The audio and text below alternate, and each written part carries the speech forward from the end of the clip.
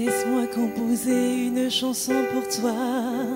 Ils ne savent pas du tout ce qui t'est arrivé. Un jour un homme juif, marchant dans la rue, fut volé, battu, on le laissa pour mort. Et alors qu'il saignait, un prêtre passa, avec hâte et fit semblant de ne pas voir. C'était un homme de foi, pleine priorité, mais lui manquait le véritable amour. Dans ce même lieu est passé un lévite qui connaît des chansons sur l'amour de Dieu. Il en chante souvent qui disent d'aimer ses frères, mais son propre prochain il ne l'a pas aidé. Et il décida de faire comme le prêtre. Il n'a pas de remède pour guérir la douleur. Les mains vides, il a fait son chemin. Laissant l'homme à terre, il a continué.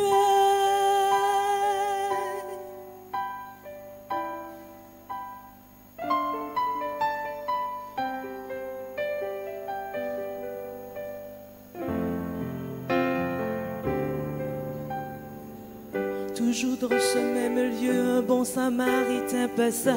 On ne connaît pas le nom de sa religion, où il sait chanter, ou même bien prier. On sait juste que ses mains étaient remplies, et dans son cœur il y avait de la compassion. Cassant tous les codes, il choisit de s'approcher du pauvre homme blessé. Il s'accroupit au sol et tendit ses mains pleines de compassion. Sur ses plaies, il versa de l'huile et du vin. Il banda ses blessures et il a relevé. La bonté était l'essence de sa vie. Le bon samaritain a aussi point de toi. Il n'a pas regardé à ses origines et pas non plus à ce que tu as à offrir. Peu importe si quelqu'un est tombé ici, le bon samaritain est envers vers lui. Tu es un miroir qui reflète l'image du Seigneur. Et si les gens ne te remarquent pas encore, le plus important c'est que Dieu reconnaisse ta valeur. Tu es inestimable, plus précieux que l'or et l'argent de la terre. Si tu abandonnais, Dieu n'abandonne jamais. Il est près de toi pour te relever. S'il t'arrivait de tomber.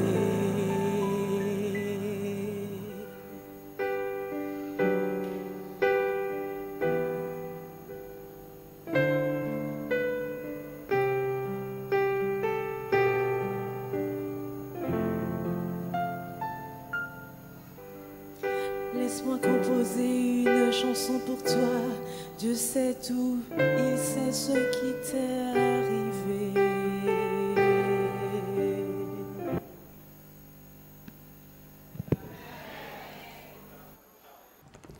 Quand Joseph fut jeté en prison, il continua malgré tout à adorer l'Éternel qui demeurait auprès de lui et lui donnait de la réussite dans tout ce qu'il faisait.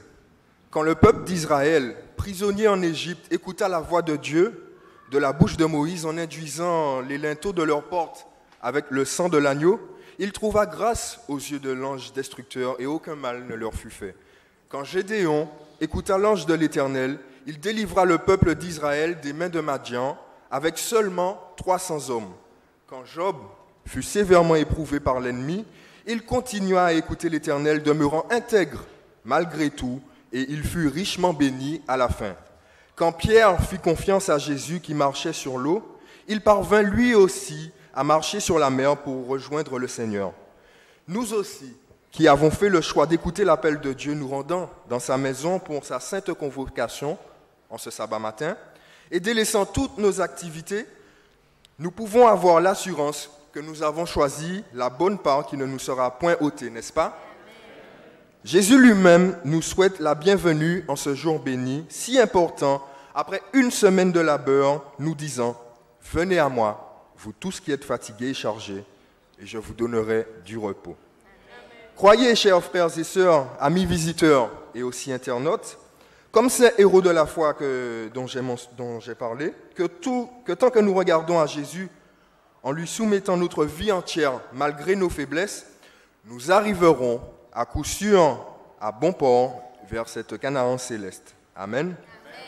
Soyez les bienvenus à l'église d'Horeb, sentez-vous à l'aise et n'hésitez pas à revenir pour adorer notre Dieu, sabbat après sabbat. Soyez bénis, bon sabbat et bienvenue. Le plaisir est mien de saluer mes frères et sœurs, mes amis visiteurs, ainsi que nos amis internautes.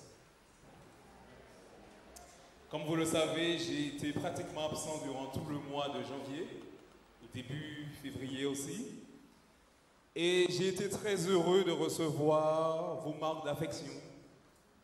J'ai vu que beaucoup de personnes étaient contentes de me revoir et j'ai eu des mots encourageants. Donc j'aimerais exprimer toute ma gratitude et cela me fait chaud au cœur. Car il s'agit là de l'Église de Dieu.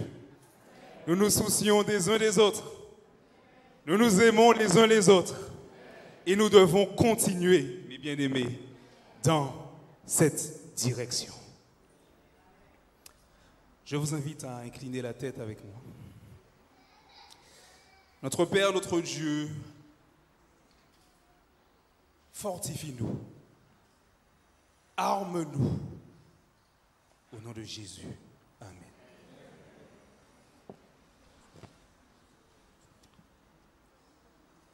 Et comme vous le savez, notre thématique de ce midi est en route. En route. En route vers le triomphe. En route vers le triomphe. Et l'idée m'est venue de débuter notre moment de partage en posant la question suivante. Est-ce que vous aimez gagner? Est-ce que vous aimez gagner? Mais finalement, je ne m'aventurerai pas à la poser. Parce que je comprends bien que personne n'aime perdre. Personne n'aime perdre. Et d'ailleurs, le proverbe qui dit, le plus important, ce n'est pas de gagner, mais de participer, n'est ni plus ni moins qu'une formule de consolation pour calmer notre refus de la défaite. Il s'agit là d'un mécanisme de défense, une construction qu'il y a dans notre esprit, parce que nous ne pouvons faire face à la défaite. En revanche, gagner entraîne la joie, l'euphorie, la bonne humeur, la confiance en soi, et la liste est encore longue. Ça nous donne envie de chanter, de célébrer toute la journée, pendant des jours ou même pendant des mois. Et c'est pour ça que jusqu'à ce jour, les Français qui ont gagné la Coupe du Monde chantent toujours « Ramener la coupe à la maison ». Et pourtant, la coupe est déjà là. Tout ça parce que lorsqu'on gagne, on est heureux. Lorsqu'on gagne, on a accompli quelque chose. Ainsi, à moins d'être un autodestructeur, nous pouvons dire que l'être humain aime et désire gagner. Mais bien aimé, permettez-moi de faire une nuance entre la victoire qui est ni plus ni moins que c'est le succès remporté suite à un combat, c'est l'issue favorable pour celui qui a pris l'avantage dans une lutte. Mais j'aimerais faire la différence avec le triomphe. Le triomphe, c'est plus encore. Le triomphe est une victoire éclatante, absolue et définitive.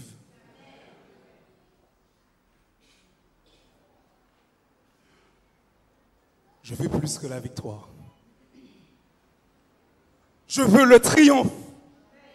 Et je sais qu'ici dans la salle, il y a beaucoup qui sont dans le même état d'esprit. Amen. Et Jésus-Christ ne s'est pas limité à la victoire. Mais qu'est-ce qu'il a fait? Il a triomphé. Jésus-Christ ne s'est pas limité à la victoire, mais il a triomphé. Alléluia. Il a vaincu l'ennemi. Et comme nous dit, mes bien-aimés, 2 Corinthiens 2, verset 14, grâce soit rendue à Dieu qui nous a fait toujours triompher en Christ et qui répand par nous en tout lieu l'odeur de sa connaissance. En d'autres termes, je suis en train de vous dire que si j'ai accepté Christ, je suis triomphant. Pas simplement victorieux, mais triomphant. Il a vaincu l'ennemi. Et j'aimerais vous dire que celui qui a dit « Je suis le chemin, la vérité et la vie » est également celui qui désire vous conduire sur la route du triomphe. Et vous l'aurez compris, nous partirons du principe ainsi que le triomphe se trouve en Jésus-Christ. Gardons cela à l'esprit. Le triomphe se trouve en Jésus-Christ. Et j'ai élaboré 3 questions en guise de plan. Et je vous le dis tout de suite, c'est qui est Dieu? Moi ou lui? Il s'agit là de notre première question, le premier point que nous aborderons.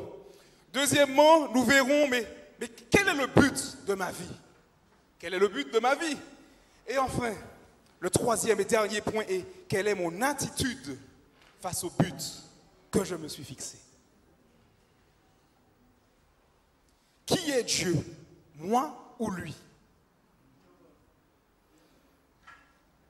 Beaucoup d'entre nous s'aventureront, beaucoup d'entre nous prendront l'aventure de dire que c'est évident. Qui est Dieu? C'est Dieu. Mais malheureusement, nous sommes sur terre. Et même si nous professons ces choses par nos lèvres, la réalité de notre quotidien souvent dit autre chose. Et pour ce faire, nous allons tourner notre attention vers un personnage de l'Ancien Testament. Il s'agit là d'un roi, du premier roi de l'histoire d'Israël. Il s'agit de qui? Saül, merci. Merci les bons élèves. Et nous lirons dans 1 Samuel au chapitre 15.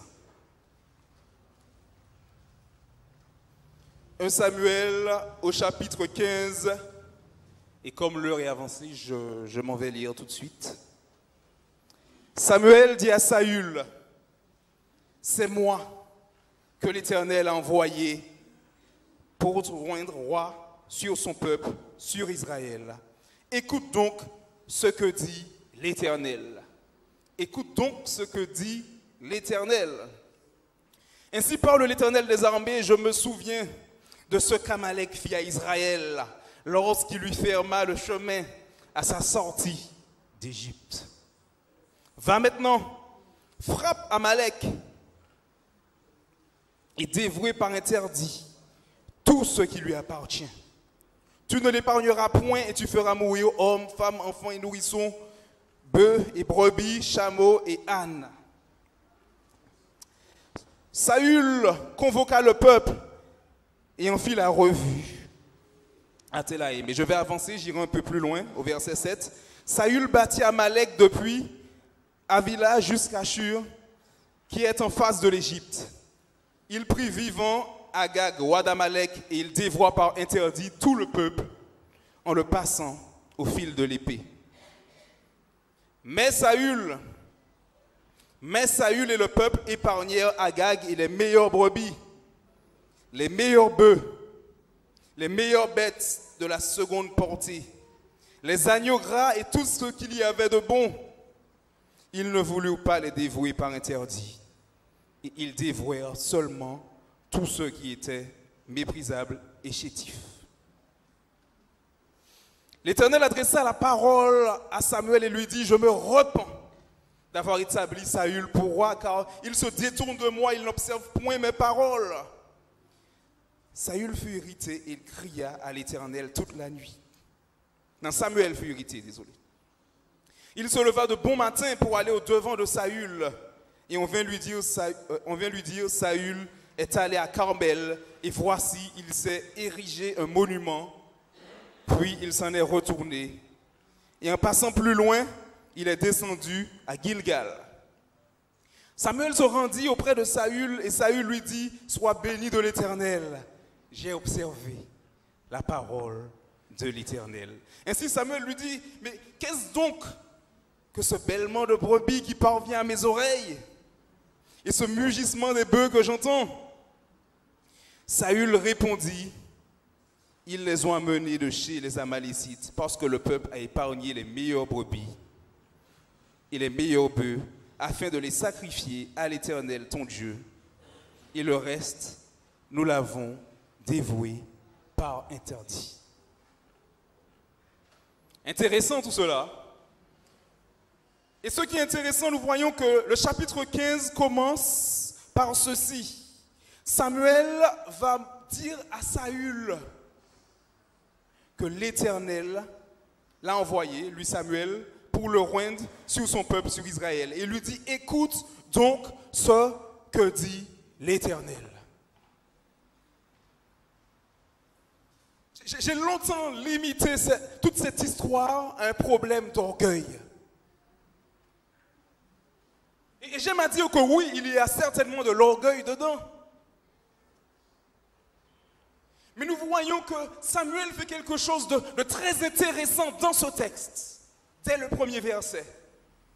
Il dit à Saül, écoute donc ce que dit l'Éternel. En d'autres termes, il est en train de mettre les choses à leur place. Il est en train de dire que Dieu est Dieu. Et c'est lui qui t'a mis roi d'Israël. Il est en train de dire que Dieu est au-dessus de toi. Et que ton rôle, c'est d'accomplir sa volonté. Et j'aime à vous dire que bien souvent, les problèmes que nous avons sont plus profonds que de l'orgueil, sont plus profonds que nos défauts de caractère. Mais il s'agit là de problèmes de place.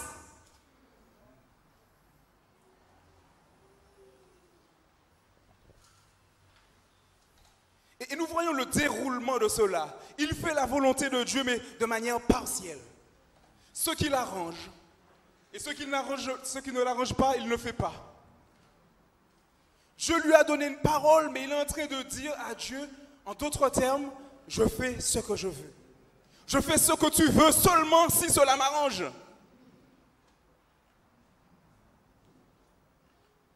Chaud. Chaud. Je fais, Seigneur, ce que tu veux, mais seulement lorsque cela m'arrange. Et beaucoup de personnes s'y trompent. Beaucoup de chrétiens tombent dans le même piège que Saül. De nos lèvres, nous professons aimer Dieu. Nous professons donner la suprématie à Dieu. Mais lorsqu'il s'agit des circonstances concrètes, en réalité, je ne fais ce que je veux. Et ça va même plus loin que cela, mes bien-aimés. Vous comprenez bien que Saül s'était placé au-dessus de Dieu. Saül s'est senti comme un tout-puissant par le fait qu'il était roi. Et Dieu était simplement à son service. Tu me fais gagner Amalek, tu me l'as promis. En d'autres termes, Dieu est à son service. Tu me fais gagner Amalek, mais moi je dévoue par interdit ce que je choisis. J'ai vu une bête qui me plaît, j'ai vu plusieurs bêtes qui me plaisaient. J'ai fait mon choix. Puisque mes émotions, mes sentiments, ma cupidité passent avant.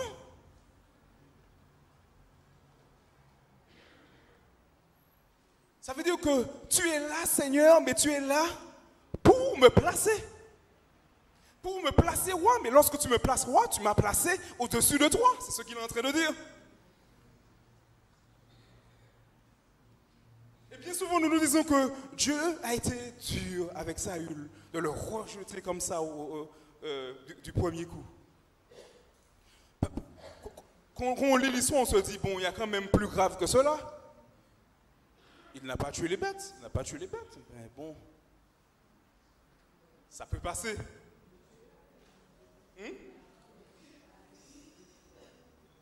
Mais le problème de Dieu allait plus loin que ces bêtes, que ces choses qu'il avait laissées là. Dieu avait compris qu'il ne pourrait pas utiliser cet homme parce que cet homme avait un sentiment de toute puissance.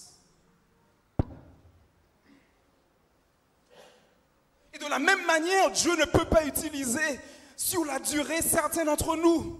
Parce que nous faisons face au même problème que Saül. Nous ne mettons pas Dieu à sa place. Nous ne laissons pas Dieu être Dieu dans notre vie. Et celui qui vous parle en est un témoin, je l'ai vécu dans ma jeunesse. Lorsque Dieu m'avait montré exactement le plan qu'il voulait pour ma vie, mais que je lui ai dit non, moi je veux faire ça. Et attention, dans tout ça, j'ai jeûné, j'ai prié. Mais j'ai prié pourquoi? Seigneur, j'ai déjà pris ma décision, exauce.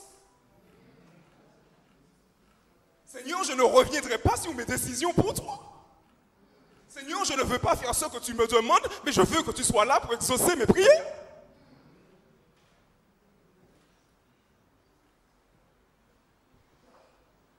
Il s'agit là de Saül. Mais si nous prenons le temps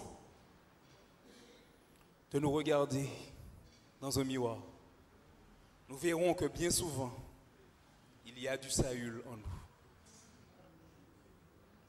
Je sais que c'est dur à avaler. Ça n'a pas été facile pour moi. Ça n'a pas été facile pour moi d'être sur le point de travailler, de gagner ma vie et de partir 6 années étudier sans un sou.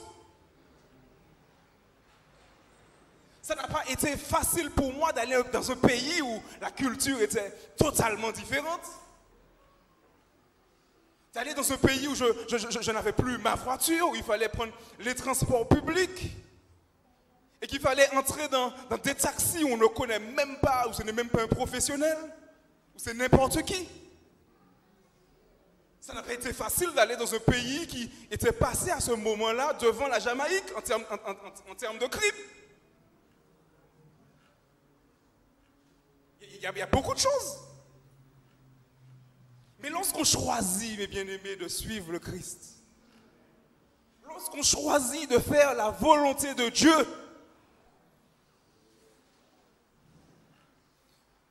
on ne peut se permettre de se trouver des excuses. Saül avait des excuses. Et comme je vous l'ai dit, il s'agit là de mécanismes de défense. Et bien souvent au sein de l'Église, nous sommes nombreux, nous sommes assis là, mais nous avons notre propre mécanisme de défense. Oui, je fais la volonté de Dieu. Oui, je ne suis pas plus mal que l'autre. Plein de phrases qui, à l'écoute, paraissent logiques. Plein de phrases qui, peut-être même, sont bien fondées, mais qui sont ni plus ni moins que des excuses pour ne pas faire la volonté de notre Père.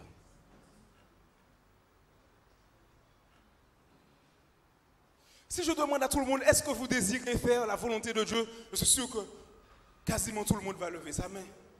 Saül, s'il était là, il aurait levé sa main, mais il a dit, qu'est-ce qu'il a dit?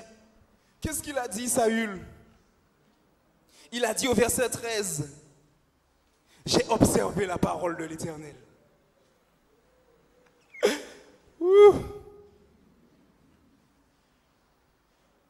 Et surtout, ne remettez pas sa sincérité en doute. Il est même possible que dans son cœur, il se disait que oui, j'ai fait la volonté de Dieu. Mais l'homme était à un tel point que tout c'était tellement pour lui. Tout tournait tellement autour de lui que Dieu était tellement à son service que faire la volonté de Dieu pour lui, c'était de faire partiellement et de faire sa volonté à lui. C'est pour ça que des fois, beaucoup de personnes se trompent et disent « J'ai fait la volonté de Dieu ». Mais en réalité, ce n'est que leur propre volonté.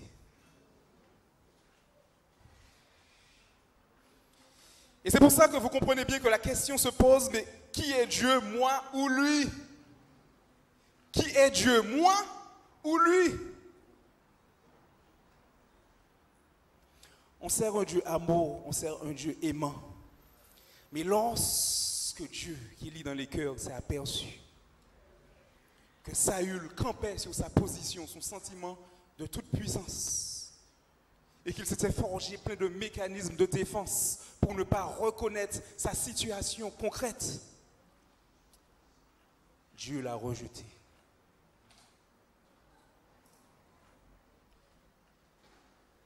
Dieu l'a rejeté. Et ça brise le cœur de savoir que beaucoup de personnes font partie du peuple de Dieu. Beaucoup de personnes peut-être même dirigent le peuple de Dieu comme Saül dirigeait Israël. Mais en réalité, Dieu dit, je t'ai rejeté. Non parce que je ne t'aime pas, mais parce que tu ne me donnes pas ma place.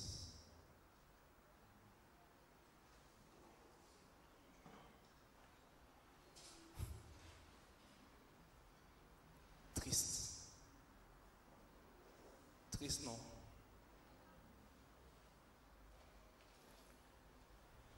Tout ça parce que la remise en question ne nous connaît pas. Tout ça parce que nous nous obstinons à vouloir faire notre propre volonté. Et nous voyons bien qu'après ces chapitres, bien que Dieu ait dit « j'ai rejeté Saül », il était quand même dans sa position de roi. Il est resté un moment, plusieurs années dans sa position de roi.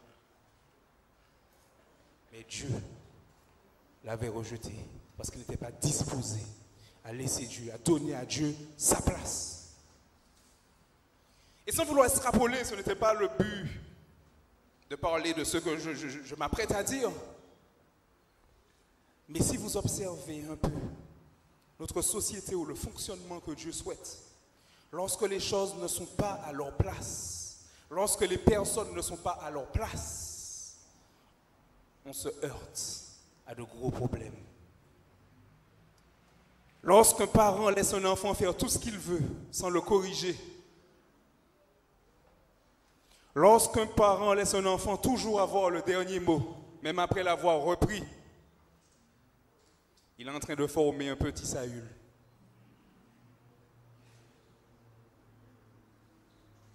Lorsque l'un des parents, lorsque le père ne joue pas son rôle de père, son rôle d'autorité, là encore, il y a un problème. Il y a un problème de place. Et cela est valable pour l'harmonie qu'il y a entre le père, la mère, dans la fonction que Dieu a donnée. Et dans beaucoup de familles, le problème réside là. Il s'agit d'un problème de place. Et c'est pour ça que nous servons un Dieu grand qui nous invite à nous documenter sur ce qu'il attend de nous, ce qu'il attend des parents, ce qu'il attend des enfants. Il y a beaucoup de livres, il y a beaucoup de documentation. Et bien souvent, en tant que parents, nous pensons que c'est quelque chose d'inné et que voilà, donc ça va venir et puis on y fera face. Et dans tout ce qu'on fait, il faut être conscient de sa place.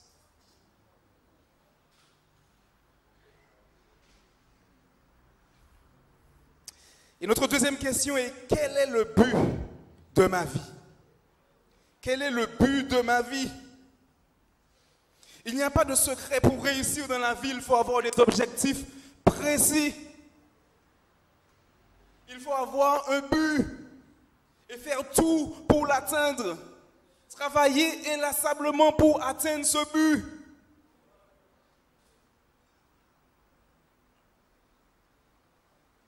Beaucoup de personnes courent dans la vie, subissent la vie, mais n'ont pas de but précis. Que ce soit but professionnel, que ce soit but dans la vie affective. Beaucoup de personnes désirent avoir un copain, un compagnon ou se marier, mais il n'y a pas un but précis derrière. Si mon but c'est simplement de trouver un travail, je vous dis que ce n'est pas un but. Ce n'est pas précis, ce n'est pas détaillé.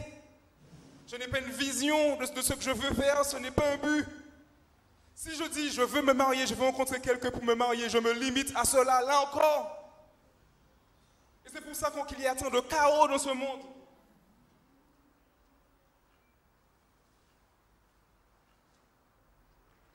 Et j'aime apprendre l'exemple des sportifs de haut niveau. Et je commencerai par l'exemple d'un joueur de football comme Kylian Mbappé. petit, le joueur a cet objectif. Et il y a des parents derrière lui qui l'encouragent dans ce sens. Il ne s'est pas dit, je veux souffrir aux entraînements. Il ne s'est pas dit qu'après les courses d'endurance, je veux vomir après ces courses. Mais c'est simplement dit, je veux gagner la Coupe du Monde. Je veux gagner la Ligue des Champions. Et parce qu'il avait cet objectif précis, il a compris que cela passait par le travail, la souffrance.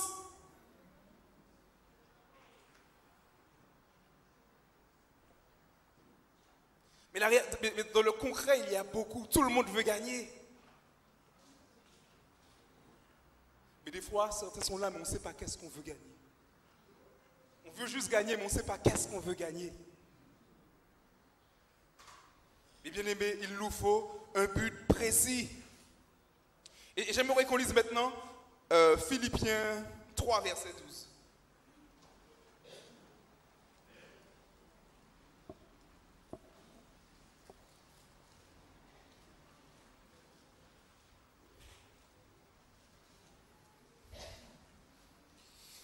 Et je lis, le texte nous dit, ce n'est pas que j'ai déjà remporté le prix ou que j'ai déjà atteint la perfection, mais je cours pour tâcher de le saisir, puisque moi aussi, j'ai été saisi par Jésus.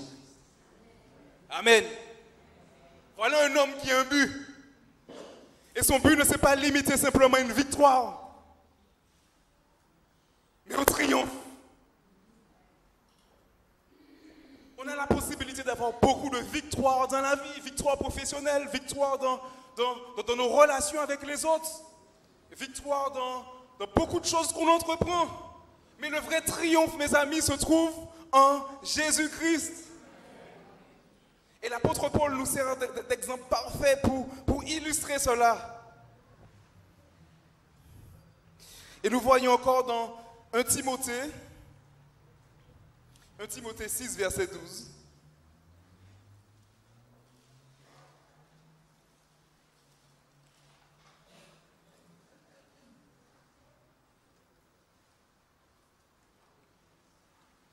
Où l'apôtre Paul, qui avait déjà cet objectif, ce but précis, vivre éternellement avec le Christ. Son objectif était la vie éternelle. Donc là, il est dans 1 Timothée, verset 6, où il désire encourager. Encourager Timothée, il dit, et qu'est-ce qu'il dit? Combat le bon combat de la foi. Saisis la vie éternelle à laquelle tu as été appelé et pour laquelle tu as fait une belle confession en présence de grand nombre de témoins. Il encourage son protégé à atteindre cet objectif fixé. Et bien souvent, au départ, lorsque nous acceptons le Christ en présence de témoins, oui, nous avons cet objectif naissant. Mais lorsqu'on emprunte vraiment la course chrétienne sur la durée, le moyen prend la place du but. Les activités qu'il y a, soit dans les églises ou notre quotidien extérieur, le travail, toutes ces choses qui nous occupent, qui nous accaparent. Ces choses-là, ces objectifs secondaires, prennent la place de l'objectif suprême, de l'objectif qui est au-dessus de tous les autres, à savoir vivre éternellement avec le Christ. Et c'est pour ça que tous les parents ici présents ont vraiment une chance inouïe de présenter cette victoire à leurs enfants. Si les parents de Kylian Mbappé ne lui ont pas dit « tu t'entraîneras dur, tu vas t'entraîner dur, tu vas faire ceci, tu vas faire cela », si c'était limité à cela, le petit jeune, il aurait abandonné. C'est pour ça que dès plus petits, ils ont besoin de savoir qu'il y a un but précis, qu'il y a une victoire, et cette victoire, c'est la vie éternelle. Et qu'ils pourront entendre la voix de Jésus-Christ disant « Mon fidèle et bon serviteur, rentre dans la joie de ton maître. » Ils pourront voir le regard plein d'amour de Sauveur qui s'est sacrifié pour eux. J'ai dit un Sauveur qui s'est sacrifié pour eux. Un Sauveur qui a souffert, mais un Sauveur qui a vécu. Et Jésus-Christ est l'exemple parfait, l'exemple typique qui nous montre que pour triompher, il nous faut souffrir. Il nous faut faire des sacrifices, mes bien-aimés. Beaucoup de personnes désirent gagner, mais peu sont prêts à faire les sacrifices. Peu sont prêts à transpirer pour cet objectif. Et là, ça fait un moment que je suis inscrit en salle de sport et je me demandais pourquoi ça ne fonctionne pas. Pourquoi je vais une semaine, après je reste 3 semaines, 1 mois sans y aller. Je me suis rendu compte que j'ai de bonnes excuses. C'est vrai que je suis accaparé. C'est vrai que j'ai beaucoup de choses à faire en termes de travail, études, préparation des sermons, tout. Prendre soin de mon épouse, surtout. Donc je me dis à quel moment. Et je me suis rappelé de comment j'avais commencé. Je me suis rappelé que lorsque j'étais tout frêle et que j'ai eu l'objectif de faire du sport, je n'ai pas dit simplement je m'inscris à la salle de sport, mais j'avais déjà un programme détaillé. Je m'étais déjà projeté dans le résultat. Je m'étais déjà dit que dans 1 mois, je pourrais soulever tel poids. Je m'étais déjà dit que dans tel mois, je pèserai tant. Je me visualisais déjà dans les choses. Je n'avais pas un objectif vaste comme je veux devenir musclé, je veux faire du sport, et puis c'est tout. Donc je m'inscris à la salle de sport. Mais ça allait bien plus loin que ça. Donc, tous ceux qui disent « je veux vivre éternellement avec le Christ », tous ceux qui disent « je veux voir mon Sauveur face à face » et qui me disent que je suis qualifié pour vivre éternellement avec lui, mais toutes ces personnes doivent passer par la 3e question et la dernière de notre point. Quelle est mon attitude face au but que je me suis fixé? Quelle est mon attitude face au but que je me suis fixé?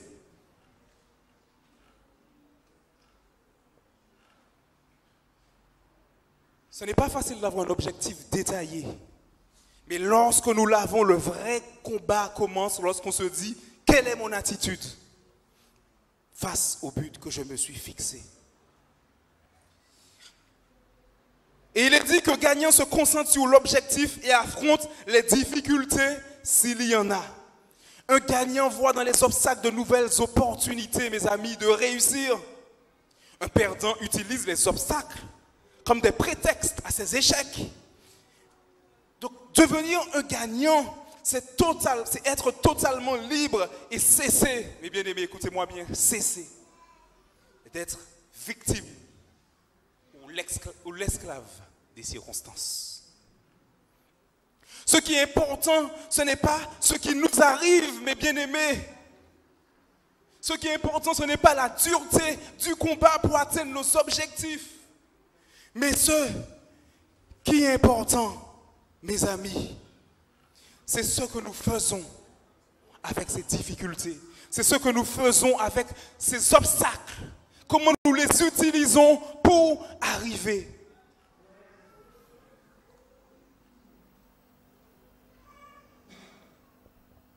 Ceux qui désirent réellement réussir et qui le souhaitent de tout leur cœur sont conscients qu'ils doivent se fixer des objectifs. Ils sont conscients qu'ils doivent avoir une attitude face au but fixé. Et cela est valable et cela est très fort dans la vie spirituelle également. Si nous voulons vivre éternellement, si nous voulons vraiment voir le Christ, une nouvelle attitude doit prendre la place de nos habitudes. Et je suis heureux que certains sont déjà même enclenchés dans ce processus. Et je dis gloire à Dieu pour cela et Dieu le voit. Et mon encouragement va pour ceux d'entre nous qui n'ont pas encore saisi l'importance de cela.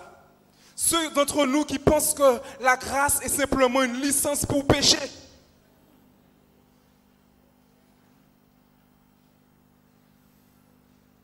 La grâce, c'est la délivrance du péché, mais pas une licence pour pécher.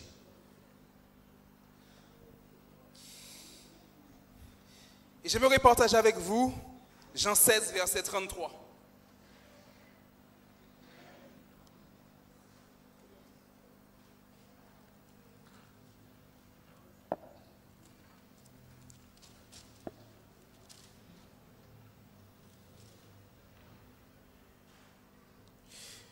Je vous ai dit ces choses afin que vous ayez la paix en moi. Vous aurez des tribulations dans le monde, mais prenez courage, j'ai vaincu le monde. Je nous dis en d'autres termes que la course chrétienne n'est pas facile. De la même manière qu'un athlète, lorsqu'il est engagé dans le sport, il sait que ça ne sera pas facile, qu'il y a un travail à faire, qu'il y a des sacrifices à faire. Mais nous servons Jésus-Christ qui nous a déjà promis la victoire. Il a déjà fait le plus dur. Ce que nous devons faire, c'est lui soumettre notre vie et lui dire, Seigneur, ta volonté, que ta volonté devienne mienne. Oui, Seigneur, je veux faire à ma tête. Oui, Seigneur, j'ai mes propres objectifs, j'ai mes propres visions de ce qu'est le succès. Mais tu m'as promis la vie éternelle, tu m'as promis le salut. Et je sais que je veux y être. Et je sais que pour y être, je dois sacrifier des choses. Je sais que pour y être, je dois crucifier le moi. Je dois renoncer peut-être au clip que j'aime le plus à la télé. Je dois renoncer peut-être aux différents feuilletons qu'on me propose à la chaîne, que je regarde à la télé, pour faire plus de place au Christ. Je dois renoncer peut-être à certaines fréquentations. Je dois peut-être renoncer même à un travail, même à une relation qui n'est pas conforme aux règles de Dieu. J'ai des sacrifices à faire, mais mon but, il est là. Mon but, c'est la vie éternelle. Et je traverserai les obstacles, je traverserai les difficultés parce que je veux réussir, je veux gagner, je veux plus que la victoire, mais je veux triompher. Je veux triompher. Oui, c'est possible. C'est difficile. Il y aura des larmes, il y aura des cicatrices. Mais au-delà de tout cela, il y a une récompense. Il y a une récompense. À chaque fois que je pense à cela, je suis en frisson. Et si je suis ici aujourd'hui, si je suis toujours adventiste du 7e jour, si je fais toujours partie du peuple de Dieu, c'est parce que je visualise cela.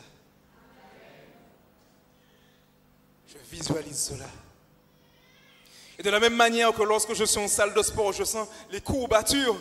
Et lorsque je sens les courbatures, je me dis qu'il faut que je fasse un pas de plus. Qu'il faut que je soulève encore 1, 2, 3, 4 fois en plus. C'est au moment où je sens la douleur que je veux en faire plus. Et bien de la même manière, dans la vie spirituelle, c'est lorsque je sens les difficultés que je me dis, je veux suivre le Christ davantage. Je veux continuer dans ce chemin. Et rien ni personne, ni les circonstances de la vie, mais rien ne pourra me séparer de l'amour de Jésus-Christ. Rien ne pourra me séparer de la promesse qu'il m'a faite. Parce qu'il a mis en moi cette soif de triompher. Il a mis en moi ce désir que je ne suis pas en mesure d'achever, d'accomplir par ma propre force, mais d'accomplir par la force de celui qui a déjà tout gagné pour moi. Plus qu'une victoire, mes amis, un triomphe. Et alors que mes bien-aimés, vous savez déjà,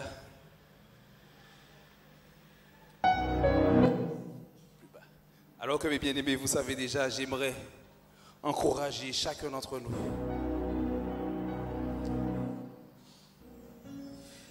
J'aimerais nous encourager à toujours nous focaliser sur cette victoire. Un Jésus tout-puissant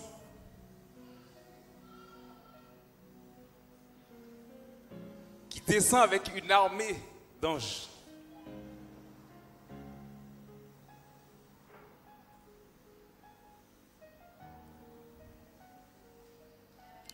Et les rachetés auront la victoire.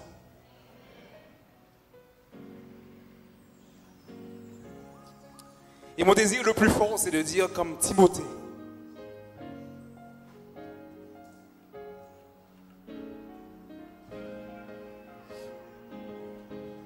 Dans 2 Timothée 4 jusqu'au verset 2 Timothée chapitre 4 verset 7. J'ai combattu le bon combat. J'ai achevé la course. J'ai gardé la foi. Amen. Et le mot combattre signifie en grec agonizomai. Et dans le mot combattre, je vois la notion de la souffrance.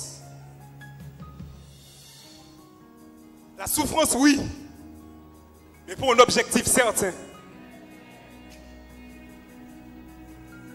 Vous avez déjà vu un boxeur qui n'aime pas prendre le coup? Vous avez déjà vu un boxeur qui a peur de se prendre une droite? Moi, je ne l'ai jamais vu. Et l'apôtre Paul, il fait bien d'illustrer cela par un combat. Car la vie du chrétien est loin d'être un fleuve tranquille. Il s'agit là de combat. Non à la recherche d'une victoire, mais à la recherche d'un triomphe. Et j'aimerais commencer mon appel pour inviter les jeunes qui ont entre 18 et 35 ans et qui prennent conscience du fait que bien souvent ils n'ont pas laissé Dieu suffisamment au contrôle de leur vie. Bien souvent ils ont utilisé Dieu pour leurs propres objectifs. Mais aujourd'hui c'est différent. Aujourd'hui ils veulent dire: Seigneur, je me remets entre tes mains, car toi seul possèdes cette eau vive qui jaillira jusque dans la vie éternelle. Je ne flatterai pas les jeunes ce matin. Les jeunes qui ont pris cette décision, vous vous connaissez. Les jeunes qui désirent prendre cette décision, vous vous connaissez. Et je sais que si vous avez pris cette décision, rien ne vous empêchera, rien ni personne ne vous empêchera de vous tenir debout, de faire le pas de la foi ici et de dire: Seigneur, je te consacre ma vie, je te consacre mon être. Il n'y a pas de jeunes qui désirent dire cela en ce midi? Venez seulement si vous le croyez. Rapprochez-vous seulement si vous le croyez.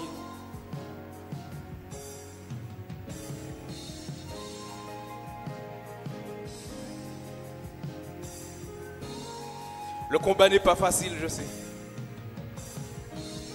Je sais que beaucoup d'entre vous, vous avez vos épreuves, vous avez vos cicatrices, vous avez peut-être vos problèmes à la maison ou à l'école, vous avez vos complexes. Mais je vous dis que derrière toutes ces choses-là, il y a un Dieu grand et tout-puissant qui vous aime, qui vous voit et qui vous dit que peu importe les obstacles, peu importe les traumatismes, peu importe les souffrances que vous avez, je veux vous conduire à la victoire. Je veux vous emmener à la victoire. Et maintenant, je veux inviter les adultes ici présents ou tous ceux qui le désirent, adultes ou plus jeunes, à également se lever et faire ce pas de la foi et dire: Seigneur, je veux rester sur cette voie. Ou ceux qui n'ont pas emprunté cette voie: Seigneur, je désire te suivre. Je désire que tu sois vraiment le Tout-Puissant dans mon cœur. Avancez-vous, mes bien-aimés.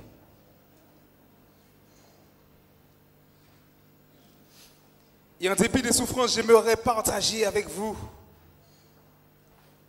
ce passage qui est tiré d'Apocalypse 21 où je dis: puis je vis un nouveau ciel et une nouvelle terre, car le premier ciel et la première terre avaient disparu et la mer n'était plus. Et je vis descendre du ciel d'auprès de Dieu la ville sainte, la nouvelle Jérusalem préparée comme une épouse qui s'est parée pour son époux. Et j'entendis du trône une forte voix qui disait: voici le tabernacle de Dieu avec les hommes. Il habitera avec eux.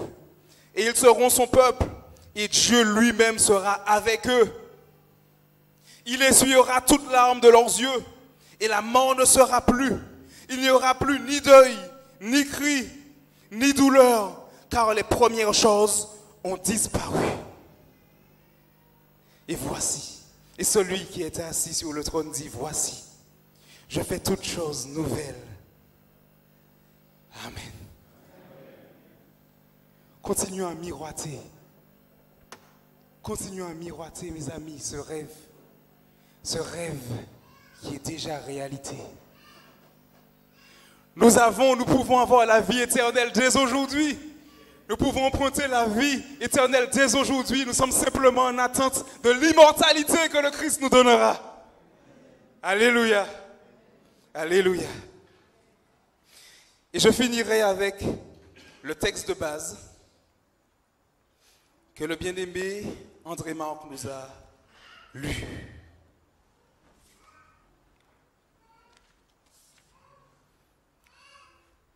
Qui se trouve dans Philippiens 2.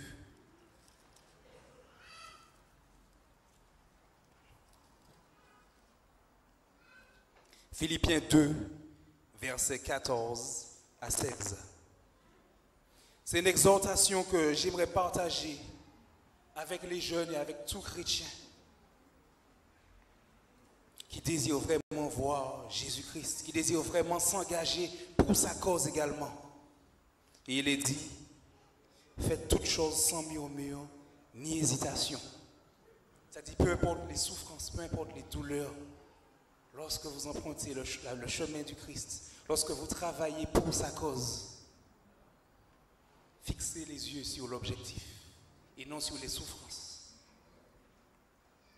Afin que vous soyez irréprochables et purs, des enfants de Dieu irrépréhensibles au milieu d'une génération perverse et corrompue, parmi laquelle vous brillez comme des flambeaux dans le monde, portant la parole de vie, et je pourrai me glorifier au jour du Christ de n'avoir pas couru en vain, ni travaillé en vain. Je vous souhaite, mes bien-aimés, de briller, peu importe les difficultés, de briller au cœur d'un monde troublé, au cœur d'un monde perdu. Que Dieu vous bénisse tous, mes amis, et je m'en vais prier avec vous. Notre Père, notre Dieu, que ton nom soit glorifié, magnifié, exalté. Tu vois chacun de tes enfants ici présents, Seigneur. Tu vois, Seigneur, les souffrances, tu vois les difficultés qu'il y a dans chaque foyer qui nous empêchent des fois d'accomplir, Seigneur, la mission que tu as pour nous. Tu vois, Seigneur, toutes ces difficultés, toutes ces choses que nous traversons qui nous font perdre de vue ce triomphe que tu as déjà pour nous. Au-delà, Seigneur, des beaux vêtements, au-delà des sourires, il y a des cœurs malades, il y a des cœurs tristes, Seigneur. que tu désires guérir.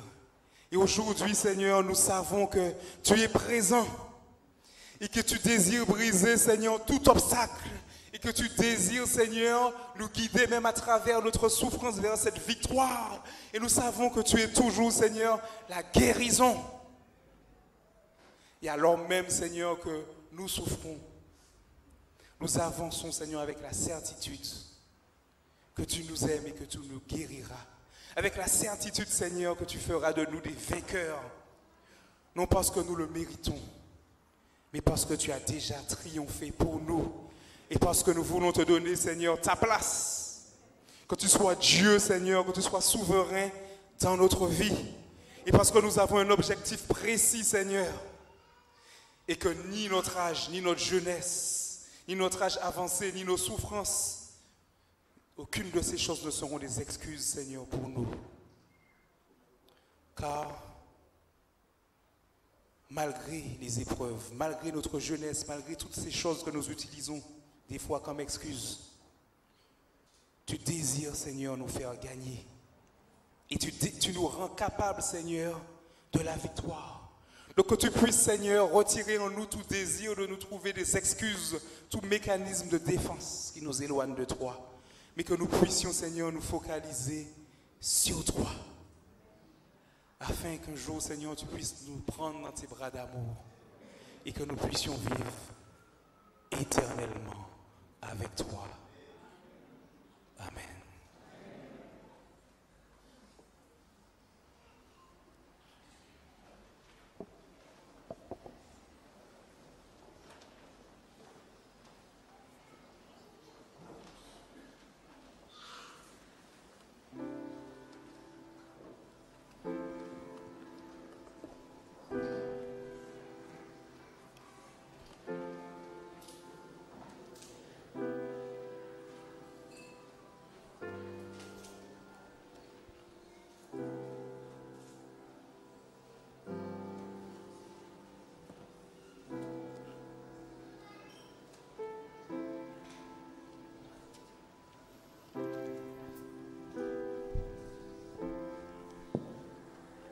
Levons-nous et chantons avec puissance le numéro 354.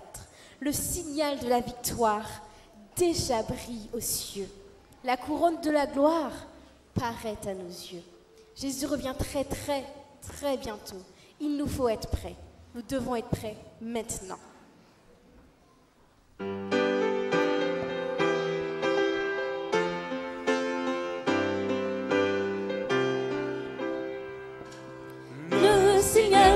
La victoire déjà brille aux cieux, la couronne de la gloire paraît à nos yeux. Je viens combattre encore, dit Jésus à tous. Oui, mon sauveur, je t'implore, je lutte à genoux. Que l'ennemi plein de rage redouble ses coups. Christ est avec nous. Je viens combattre encore, dit Jésus à tous. Oui, mon sauveur, je t'implore, je lutte à genoux.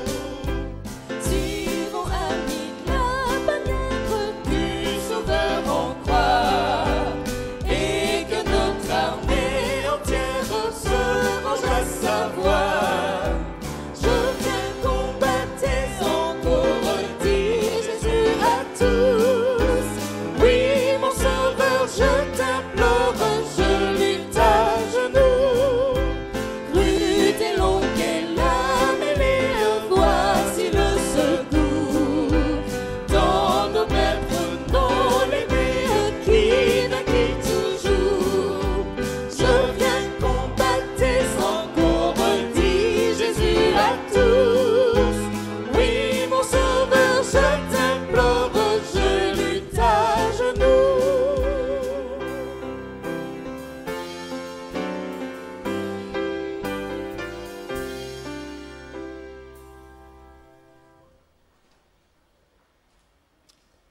Que la paix et la grâce du Seigneur accompagne chacun d'entre nous.